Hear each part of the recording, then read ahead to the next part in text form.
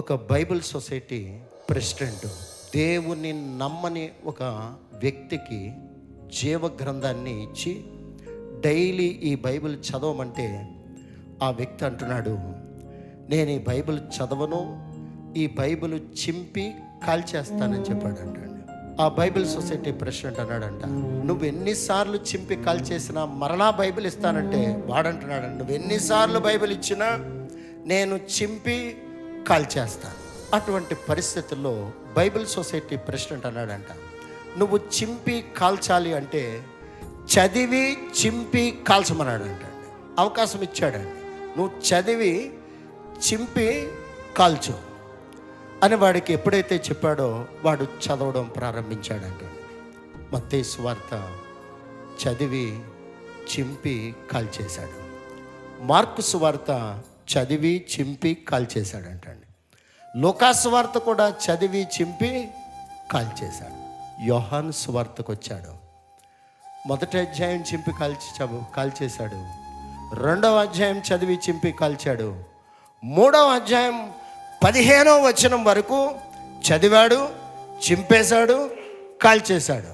16వ వచనానికి వచ్చే సమయానికి దేవుడు లోకమును ఎంతో ప్రేమించెను, దేవుడు లోకమును ఎంతో ప్రేమించెను కాగా తన అద్వితీయ కుమారునిగా పుట్టిన వాని యందు విశ్వాసముంచువాడు ఎన్నడను నశింపక నిత్య జీవము పొందును.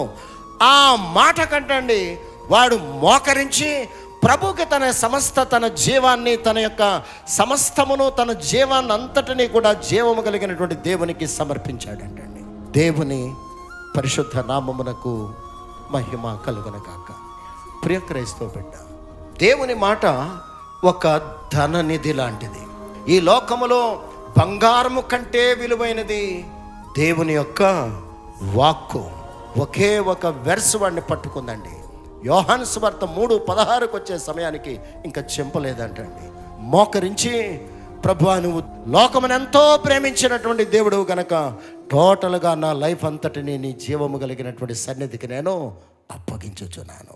ఒక అవిశ్వాసి లేఖనాలను చదివాడు, చింపి కాల్చాడు, కానీ కేవలము ఆ యోహాను సువార్త 3వ అధ్యాయం 16వ వచనానికి వచ్చి అది చదివే సమయానికి టోటల్గా తన లైఫ్ అంతటిని ప్రభుకి సమర్పించాడంటండి.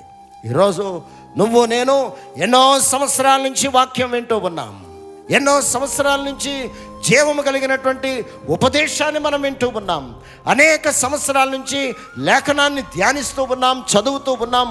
కొంతమంది చెబుతూ ఉంటారు 16 సంవత్సరాలు బైబిల్ చదివేశాము, 20 సంవత్సరాలు బైబిల్ చదివేశాము, కానీ మనలో ఏమి లేదంటండి. దేవుని మాటలో ఉన్నటువంటి విశ్వాసాన్ని గ్రహించలేని వారిగా మనం జీవిస్తూ ఉన్నాం.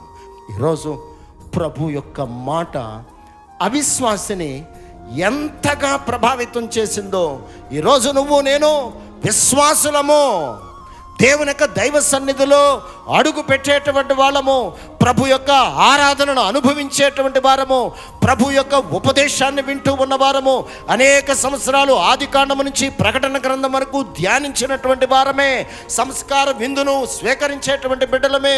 ప్రభు యొక్క మందిరములో మనకు ఒక ఉన్నతమైన స్థానం ఉంది. ప్రభు అంతగా నిన్ను నన్ను ఆయన పాద సన్నిధిలో నాటాడు, కానీ మనలో ఏమి లేదంటండి.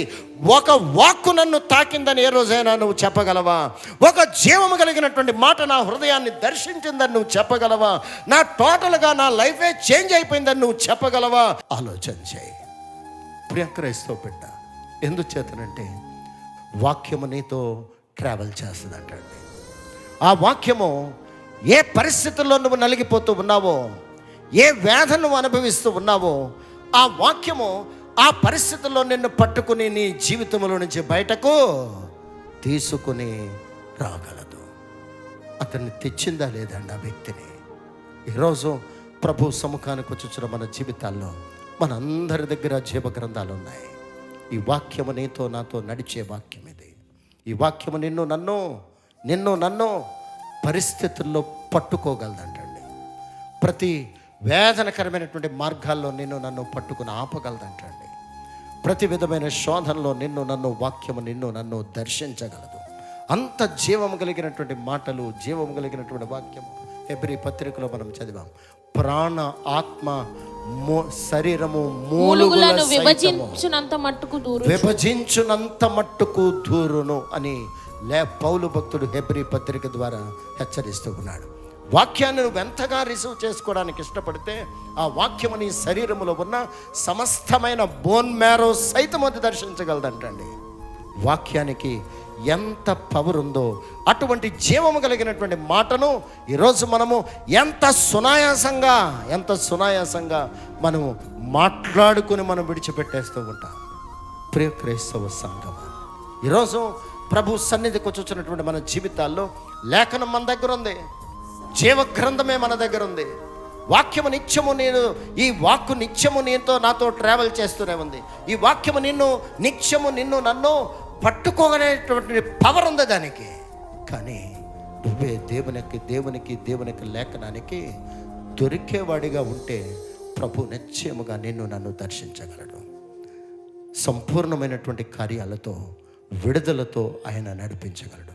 అటువంటి కృప ఆ పరిశుద్ధాత్మ దేవుడు మనకందరికీ అనుగ్రహించును కాక. ఆమేన్.